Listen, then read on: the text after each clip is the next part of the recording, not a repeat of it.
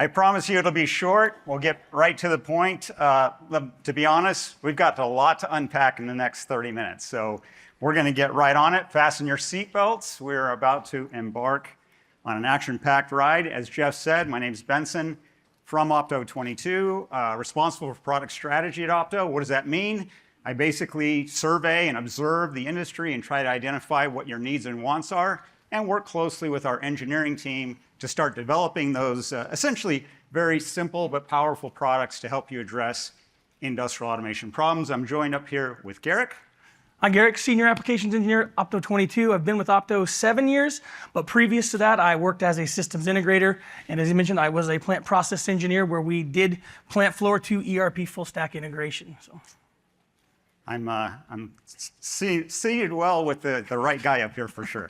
Okay, for those of you new to Opto 22, a quick introduction. California-based, privately held manufacturer of industrial automation hardware and software. We've got over 5 decades of experience, installed base in the millions at thousands of customers all over the world. We're best known for highly reliable, mission-critical, U.S.A.-made products backed by lifetime warranties. But what makes us unique is our engineering philosophy from the very beginning, and that is to combine the notion of rugged, reliable OT systems with open IT technologies, and that's, of course, to put together a simple and versatile system that allow you guys' ideas to become reality. And take a mental snapshot of that factory, just as Jeff mentioned. We'll be getting back to that in just a second. So, first question, what problem are we solving? This is the CAD drawing from the plant that we're connected to. This is the virtual factory, and up there circled in brown, these are essentially utilities or assets that were installed likely before the notion of plant-wide operational data became an imperative. And these systems are critical to the manufacturing processes that absolutely require their support, like clean, plentiful power and dry compressed air. So we'll turn these dark assets into UNS citizens and integrate them into the digital infrastructure. Then over on the other side, on the greenfield side, the problem that we're trying to solve here is that the manufacturers are putting these systems in are dealing with very, very complex tech stacks to get the kind of UNS integration they want. So what they need are machines and control systems that simplify this integration while also performing the necessary tasks at the control level. And while they're at it, they want to implement a strong cybersecurity backbone to boot. This graphic here kind of illustrates what these manufacturers are faced with. As the need to share data in real time across the organization becomes crucial in the digital factory, the tools we've used in the past have become complicated, brittle, and unsecure. Many different devices spread across, clearly many different domains have effectively been used to stitch together some sort of solution to address the objective. So, what do we think? We think we need to flatten the tech stack into a simpler, manageable, and cyber-secure solution that addresses our requirements. And we'll do that by consolidating a lot of the old tools up in the top box into a single unifying architecture that will natively integrate into the UNS simply, quickly, and allow us to scale much easier. All right, so speaking of requirements, these are the ones we intend to address. A lot of words up there. I'll make it real quick in a brief summary. We're going to show you real-time control, I/O, device connectivity, and then publish that data directly to the UNS broker that Walker spoke of, while simultaneously providing that data as well to Opus UA clients. We'll model the data, the raw data at the edge. We'll visualize it for just about any kind of device. We'll trigger notifications, and more importantly, we're going to monitor the energy of the plant for cost reduction, but also to track machine health. And we'll do all of this with a scalable tool set that supports fast commissioning of new assets, built-in cybersecurity features as well to protect those OT systems at their core. We'll do it with Opto 22 Groov devices, Groov Epic, Groov RIO, and the software tools that are integrated in these systems. And you should note these systems are designed to operate down on the plant floor in challenging environments with wide temperature ratings and, of course, industrial approvals. We like to say they're OT ready, yet IT friendly. They're based on ARM processors with real-time Linux. They're web-managed, no software to download or install. They're cyber-secure from the ground up, not bolted on. And they include crucial power fail-safe technology on their disks to ensure they always boot up, of course, in the event of a power loss. But of utmost importance is they come native with the communication protocols and methods to support organic participation into the UNS system with protocols like MQTT, Sparkplug, OPC UA, REST, and many more. But the true power of these devices really come from their embedded, integrated software tools that are designed to work harmoniously with each other to achieve the task, to get the job done with as little effort as possible. All right, let's talk about the demo. Here it is up on stage. We've got some Epic devices here, and what we're gonna do is simulate what you see over there on the right. That's an air dryer. Now, I really wanted to bring an air dryer up here on stage with me, but I don't know if you guys know how big those things are. That couldn't happen. So we created a small little surrogate device there to simulate the air dryer's operation, complete with a stack light and a little Modbus serial device there for energy meter. Then we'll use the middle Groov RIO, there you see there the monitoring RIO, to connect and collect all that instrumentation signals from the surrogate device through basically a blend of analog and digital inputs. Then we'll also connect to that serial Modbus energy meter with a USB to serial adapter and capture the Modbus registers we care about. Then we'll publish all of this data directly from the RIO into the UNS. On the greenfield side, Garrick will come up and he's going to use this Groov Epic system here to simulate a press machine. We're going to call it Press 22. So when we show you the UNS, we'll be able to see that. He'll show us how this simple, manageable, and certainly secure device will perform real-time control, local HMI, data modeling, and publishing to the UNS, all while adhering to our cybersecurity requirements of protecting against unauthorized access to these devices and also to its downstream control networks that it's connected to. But then it gets fun. While we're going to use this on-stage demo rack to prove everything that I just described, we're going to show you an actual live manufacturing utility system that's publishing into the virtual factory UNS all the way from, you guessed it, our plant in Temecula. You see, we are indeed a manufacturer. All of our products are made here in the USA, and just like the virtual factory and its own production lines, we have our own production lines that need what? Reliable power and dry compressed air.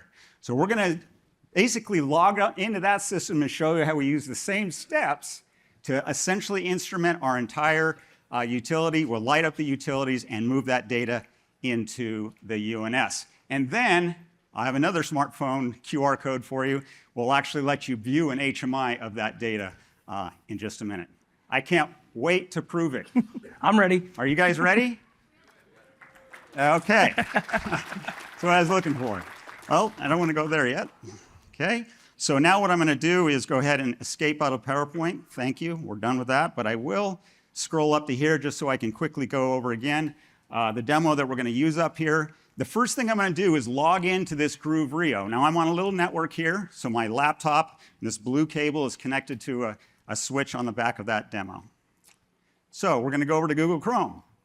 Just use your favorite browser of choice. Oh, I didn't bring my water up here. And the first thing I got to do is I got to log in. We told you guys this was secure, so let me go ahead and type in my name and my password. And when I do this, I'm logging into an account that is on that RIO. And as I said, it's all, oh, thanks. Mm-hmm. I'm actually logged in now into that particular device. And this is the home screen. And just like I said, I've got some accounts there. I logged in with my account. Garrick has one. But you can create a lot of different accounts with different rights for people to access this device. But better yet, why not manage it centrally? So we support LDAP. So now Active Directory can maintain the access to these devices as well. Pretty cool. But I'd love to get into all the demo here, everything this thing does, but that's what our booth is for, booth number 7. I'm going to get right down to the brass tacks. First things first, you can see that's all analog and digital inputs I have there. And of course, I just land the instrumentation to the device. Oh, and if you need some help doing that, we built in all the wiring specifications for all the different kinds of channels our RIO can connect to. And it is a lot of them. But before we get to showing you that, first we have to talk about how we configure this device. And the first thing, super important, is the name. This is the single source of truth in your UNS. Dew point. We're measuring dew point in this case, and I put in the name. That'll land in the UNS as dew point, and what kind of signal is it? In this case, I'm using a 0 to 10 volt input, but as you can see, I can software configure that channel to be all kinds of different signals. So we're talking about one basic part number that has up to 200,000 unique I/O combinations in it. I've done that. I've got my scaling, calibration, filtering, of course, for analog signals, should I choose to use them. And then the important step is public access. Now I'm taking this tag and I'm making it publicly available through MQTT, through OPC, Sparkplug, and more. I'll show you that in just a moment. And here real quick. Now the second thing is we're also reading digital inputs. So I've got on my surrogate device here, I'm going to go ahead and press this little button here. And this is going to simulate for me a dew point alarm. And of course, we see on the screen that the dew point alarm has gone high. We just sent a message to the UNS that the dew point alarm is high. Okay, that's all I got time for analog and digital I/O. What about the Modbus serial device? I'm going to go in here in a system, and all the devices that we have up here support USB. So I have to turn that on. It's off by default for security reasons, but I have to enable that. And then once I plug in that USB to serial adapter, it mounts to the system, and now I have a port number. So now I have a communications method to get to that serial device. So how do I get the data out of it? Node-RED. All of our devices have Node-RED in them. In fact, we've been implementing Node-RED in our devices since 2014, back when it was version 0.012 or something. Completely built in, all secure, everything is all set. I'm going to go ahead and load up this Node-RED flow real quickly. I could spend the rest of the afternoon on just Node-RED, but I'm sure a lot of vendors here are going to show you some cool stuff with this as well. Ours is built in. And in this case, I have a very simple flow that every 2 seconds goes over that Modbus serial and captures those 4 values for me, convert them to a float, and drops them into what we call a memory area. So now I've connected and collected serial data along with all the I/O, and I have all that information now. I've connected, collected, and stored that information on the RIO. Now it's time to start doing something interesting with it. Well, one thing I'll show you real quick is something called dashboard. This is built into Node-RED. So I actually created a quick little dashboard to kind of show you how that works. So I just click on here to Node-RED dashboard. Again, in my browser, I now have a web-based interface to everything the air dryer is doing, plus the Modbus information, and even a little trend there where you can see I triggered the dew point alarm. All from the little RIO. Okay, so much fun. Got to move on. Okay, now that I have all this data in there, and now I've visualized it to some degree, next what I want to do is democratize it. I want to get it into the UNS. That's what the data service is for.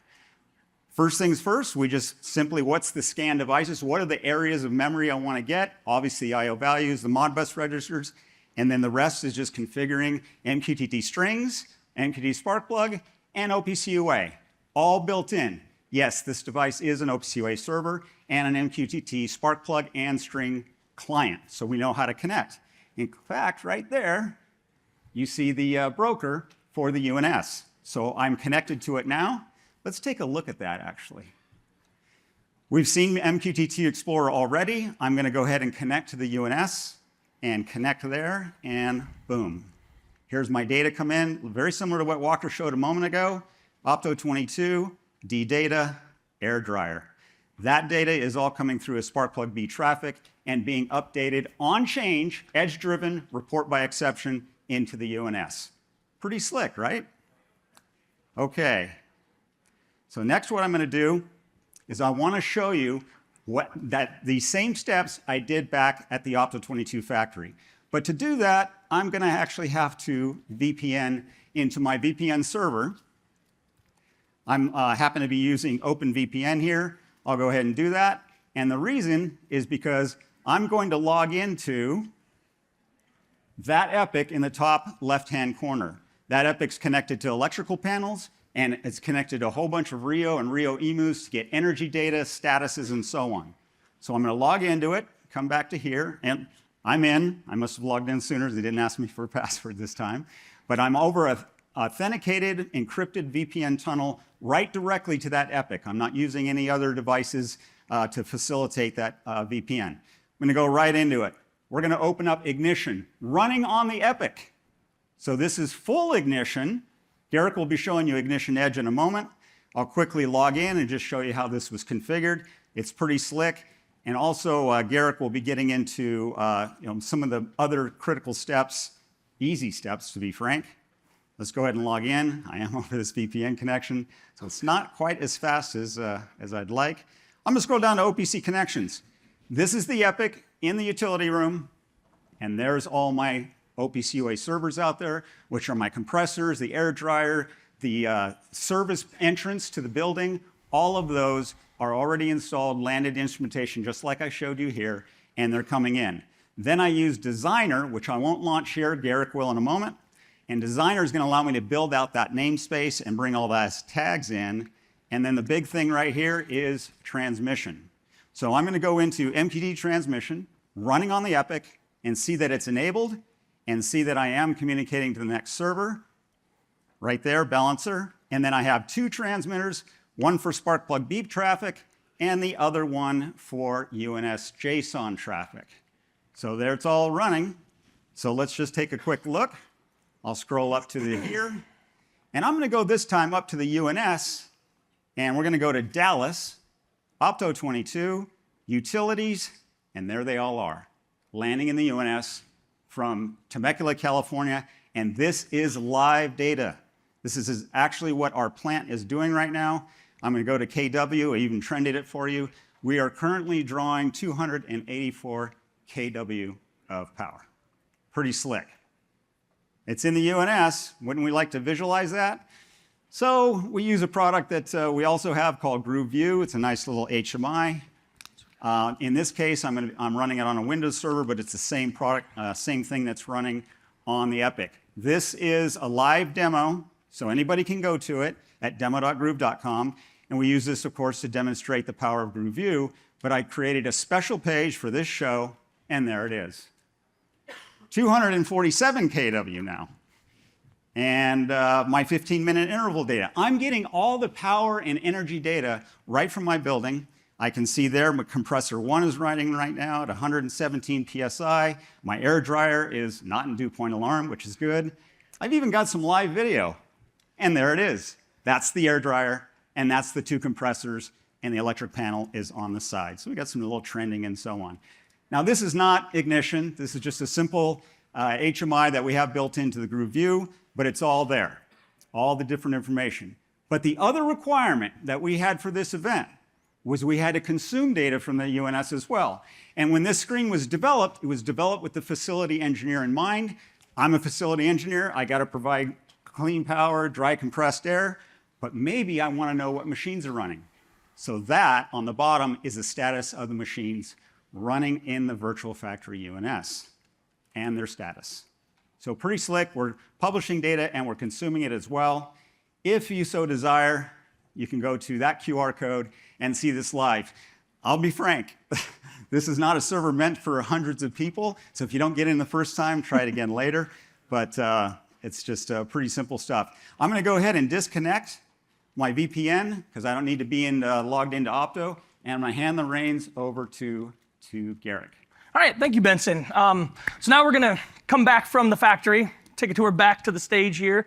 We're gonna take a look at the hardware right here, the Groov Epic on board, and we're gonna move into that greenfield environment, that new equipment that's coming into your plant that you want to be UNS ready, you want to be UNS enabled out of the box. You don't wanna stick with that typical architecture where you have a PLC in your panel, and then you have to get a PC, then you may have to get some security device to lay on top of that. We're gonna put that all in one box, piece of hardware here. It's still a PLC, but it is so much more. It's so much more hardware than that. We got I/O and all that, a built-in HMI, as you can see right here. So we'll go ahead and take a look at all of that from a hardware standpoint. And we built this to be, as Benson has said, simple, easy to maintain, and with a lot of cybersecurity features that we're going to kind of poke at here in a little bit. So let's go into Groov Manage here again, and you'll notice I've got an account here that was created. And we're going to take a look at a few different features that Benson didn't address, starting with networking and the network status of this device. You'll note that we are on multiple networks. We are on a static network, which you would typically be where your machine network, where your VFDs, your remote I/O, maybe some solenoids that are on network there, that you want to keep isolated from everyone else, that we don't need them to be exposed to the external. So we're going to utilize these physically isolated NICs and then connect the other one to the DHCP, which will provide the data to the UNS. You'll also note that we have the OpenVPN connected here as well. The second thing I want to make you aware of from a security standpoint is the firewall. We have a built-in firewall. There's no need for an external firewall device to protect this. It can be its own, and we can lock this down so that the inbound traffic is disallowed, allowing us to still use MQTT and outbound originated traffic. The last thing I'm going to show before we move is our control options, because that's where we're going to head next.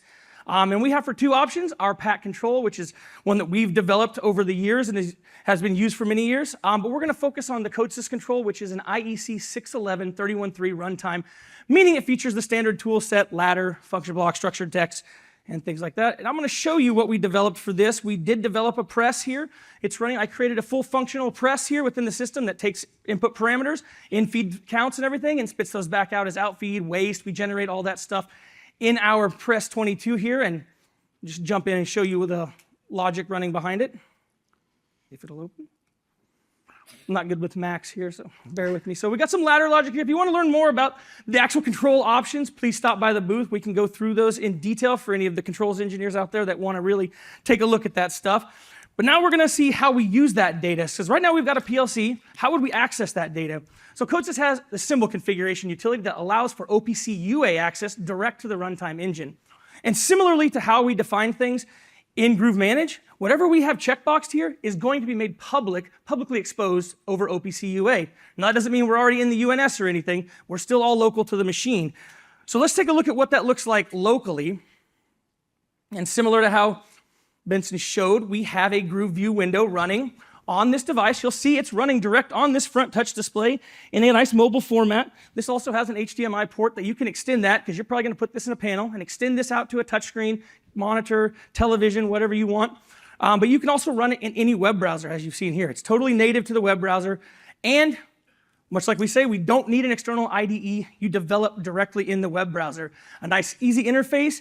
All your tag data and your gadgets are exposed here. You can just drag and drop them right on the screen, tag them up. It's meant to be a nice, lightweight HMI that's nice for on-machine. It's not a SCADA platform. It's not an MES. It'll get you some nice visualization and control locally at the machine itself. It has two development modes, a desktop and tablet, and a handheld mode here that we would develop for instances with use on this or on your mobile device. So that gets us all of our local control and everything.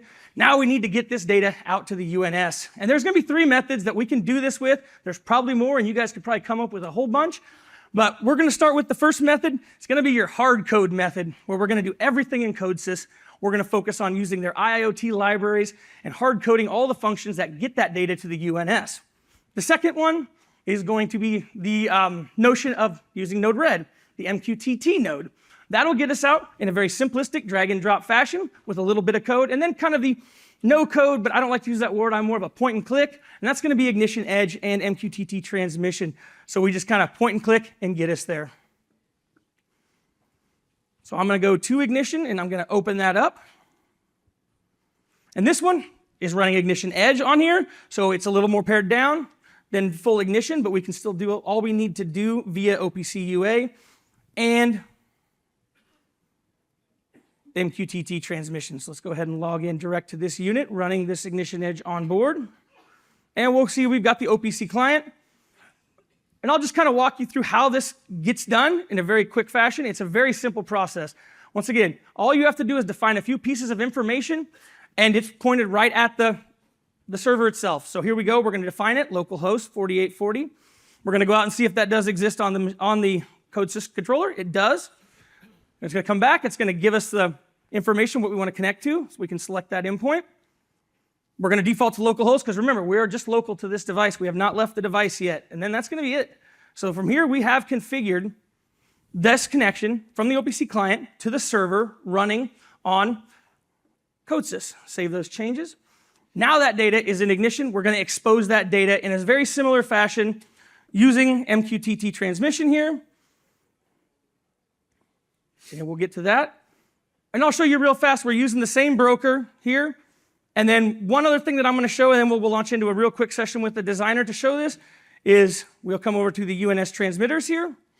And the two things we provide is our tag provider, Edge, which is default in Ignition Edge, and then our tag path in the designer, and that's how we're going to connect to it. So I need to go in here, and we'll go ahead and start that designer.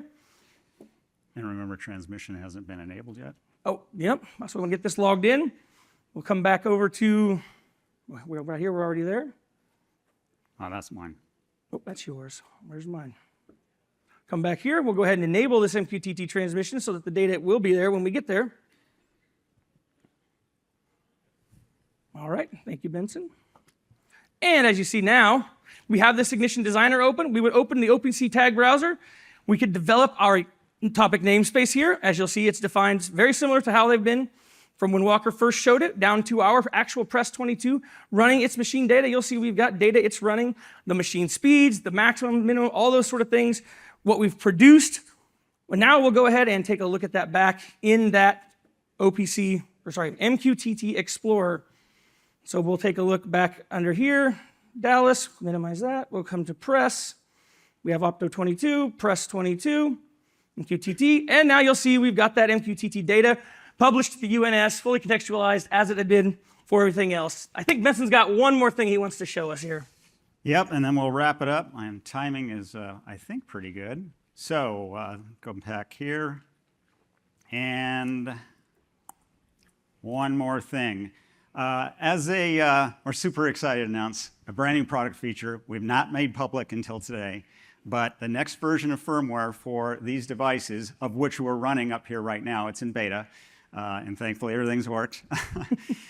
We are going to be supporting containers. So the very next version, thank you, thank you, super excited.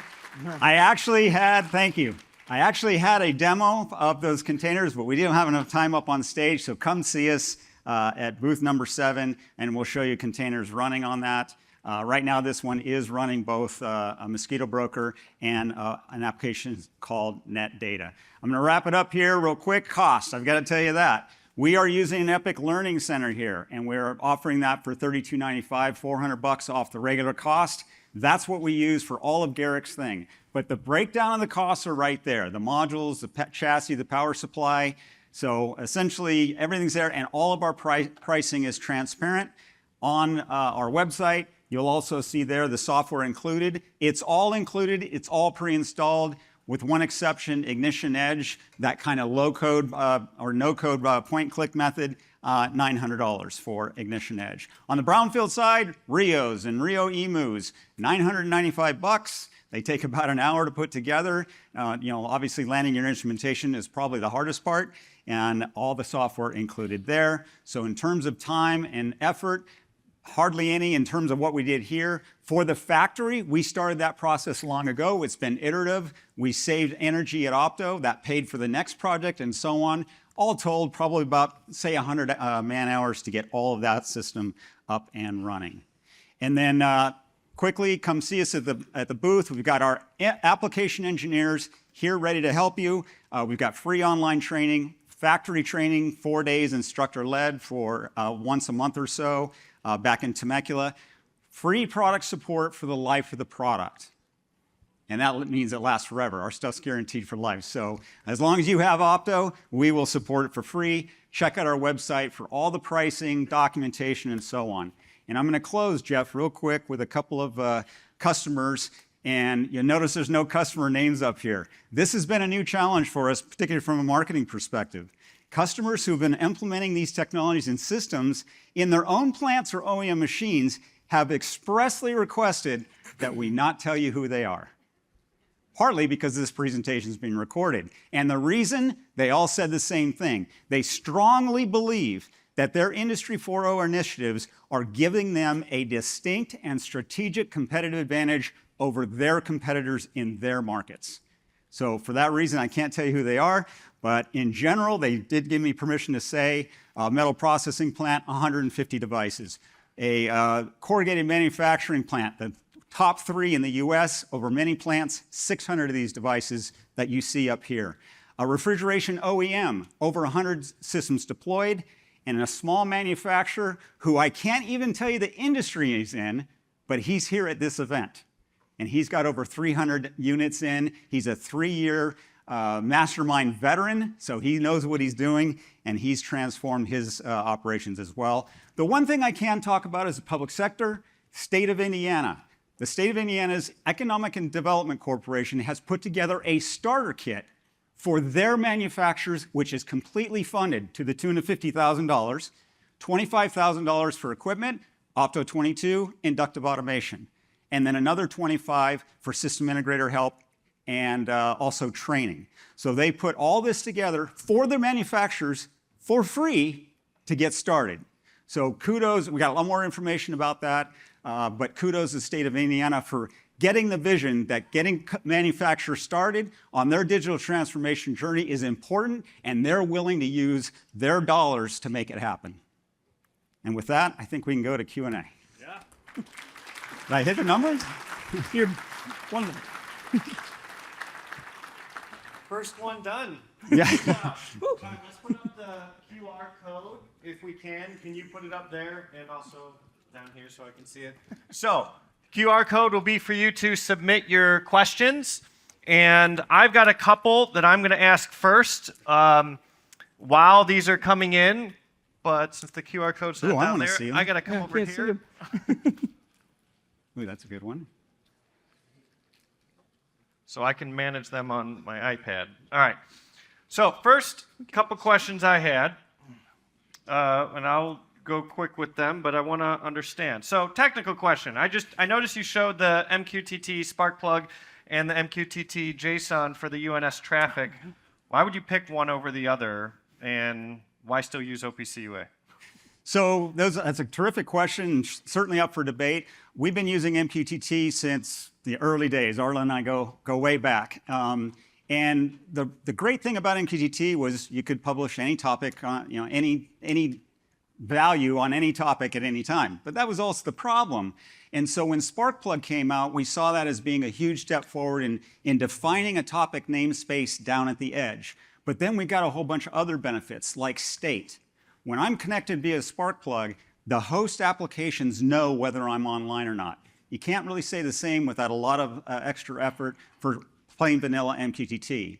And then store and forward. If these devices fall offline, we are storing that data, and then when we make a connection back to the broker or to the host application, we'll backfill all that data. No data loss. So those are important. Then why use the JSON MQTT? Well, because a lot of applications still aren't supporting Sparkplug, so they want to be able to quickly and easily get this data into their applications. That's what MQTT JSON's for. And of course, Cirrus Link and ourselves, along with inductive automation, recognize the importance of both. OPC is still a big part of the equation. We were a founding member of OPC in 1996, us and 4 other companies at Microsoft. So we still love OPC UA. We think it fits, again, when I need to pull that device, pull that server for its data. So we support that as well. Thank you. So the same question I said earlier that I'm going to ask every single group, I want to anchor this against an alternative. An alternative, if someone wanted to solve the exact same problem, how would they do it? And then what makes yours different? Which I do think will also answer the second question, why I would select you guys over someone else for a greenfield. So let's combine them together. Okay, so I kind of anticipated that that question would come up naturally. Why use Opto? Well, you remember the slide where I showed all the different pieces and parts? That's how you can do it today. You can grab a bunch of different vendors and a bunch of different software, stitch it together, and you have your solution. It'll work. We just think there's a better way. We also believe that with the available processing technology, memory, and capabilities, we can do a lot in a device and make it more manageable and cyber secure out of the box. It's kind of like the smartphone of PLCs. All those different apps all working together to provide a lot more value in the same box. And I just want to note, this is why I love this. There are 25 questions on here, if you guys can tell, at the 24. And so they just deleted the one we just did. That's awesome. We're not going to get through all of them, but you can come up to them afterwards, part of it. So I want to go through some of the key ones that are being upvoted. Where did the one with 8 go? Where's the most popular one that was on there? Something about TCP/IP. Oh, well, yeah. We love TCP/IP, and in fact, I love when Rockwell says that when the TCP, the protocol wars were won by TCP/IP. In 1998, we put out an Ethernet I/O product. Again, as Jeff mentioned, before Modbus TCP was even a thing. So we knew at the end of the 90s that the wars were over. Everything was going to be TCP/IP based. And I think I glanced at the question when it first came up. The question was, do I have to have TCP/IP communications? No. In fact, I think we showed you here, I'm talking to a Modbus serial device. So there's a lot of different methods to get in there, but ultimately, we're going to put it in essentially a TCP/IP packet over MQTT or what have you to get it up through the system. But down at the base level, there's a lot of different methods for us to communicate and connect to devices. Did I answer it? Yes. Okay. And so far, Mr. Anonymous is leading with the most amount of questions that are being put. I'll just go through a couple. Is the camera video data over the UNS? It is not in this application. That was a local HMI that we were showing you from Temecula, California on that public server that you can all log into. However, in the booth, we have another Epic system over there, and inside the booth, there is an IP camera, a power over Ethernet camera, that is connected directly to the Epic. And we're using Node-RED to capture those images, and then we're using Cirrus Link's MQTT transmission module, which supports files to send those images over Sparkplug-B to a broker. And we have another online demo, ice.groov.com. You're welcome to go there. There's no username and password for that. And you'll see the booth cam over MQTT Sparkplug into Ignition, running an Ignition Cloud Edition, and a live, well, it's a 30-second snapshot of the booth. So there you go. All right, we got time for a couple more because we're going to end at 11:45 for lunch. I'm going to go with, this is probably an easy one. Are the use cases with the 4 questions answered going to be shared after the show? I'm assuming yes. I'm happy to share everything. Yeah. Come by. Yes. All right, that was easy. I'm going to go to the next one because I feel like we kind of answered that one. So is the MQTT transmission going through Ignition, or do you also have your own MQTT client? Yes. If you don't want to run Ignition. Yes. Okay. There's like 4 different methods that you can send data from these devices over MQTT. We showed you a couple of those, Ignition, which we love. Yes, we have our own native client. I showed you that on the RIO, but you can use Node-RED, you can use CodeSys, or your favorite containerized application very soon to do the same. But yes, there's multiple methods, and that's, sometimes that's an issue. You're like, well, which is the best method? We don't know until we talk to you about your application. And then we'll say and understand what your staff is capable of doing. And then we help you decide what is the best path to get the data into the UNS. Do 2 more. Does the Groov play any role in streaming the video? Is the video recording, can be video data be mined?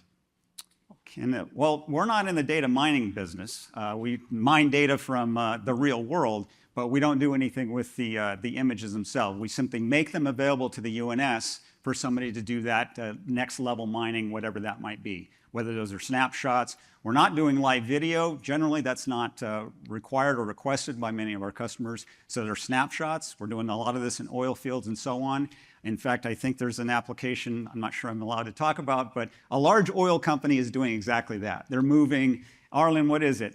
Thousands of images a second from cameras all over an oil field, and they're doing the mining or the AI, if you will, of those images. So it's certainly possible. I'm going to ask my last one more about a value question. And then the 26 remaining, you can come up to the booth and meet with them. That's great to see this. But mine's a value question. You did this for your own factory. Yeah. What value did you get by doing this on your own factory? So that's a terrific question. And, we eat a lot of our own dog food. We actually get a pretty good price on the hardware, too. And for that reason, we recognize that some of these things are really important for us to, build out our own manufacturing operations and run a very tight ship and an efficient operation. But what started it was energy. We're a California-based manufacturer. If there's anybody else in here from California, you know how much energy costs. So about 10 years ago, we started on a project to try to figure that out. And we started putting, eating our own dog food, putting that stuff out there. And we started tying into how much energy the building was using. We have these products in all our air handlers, our compressors, our wave solder machine, all of this. So we could understand how much energy we're using and how we could mitigate that power bill. And indeed, as a result of measuring that, along with a lot of other things we did, like painting the roof white and a number of other, the whole package, we ended up saving 30% on our electric bill. And I have the receipts. We have the power bills. That's awesome. So 30% savings just in energy. And if you're looking at doing this, and Walker will tell you the same thing. Start with energy. That's the reason the state of Indiana put together that project to focus on energy first, because the same tools that we'll use for energy monitoring are the same tools we'll use to scale and expand the system, to connect to PLCs, to connect to other systems, to connect to MES, all the same tool set. So the state of Indiana, again, focused on energy because guess what? It's the one thing that all manufacturers have in common, including us. We use power, and it's expensive.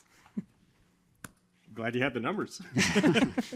That's awesome. Thank you, guys. Let's give a round of a hand for Benson and Garrick. Thanks. Thank you. They're at booth 7 if you want to visit them, and they will stay around for a few minutes if you have additional questions. Otherwise, it's 11:45. Lunch is upstairs on the 4th floor, and you will get a reminder a few minutes before our next show at 1 o'clock on the Google stage. Wow. Thank you. Well done.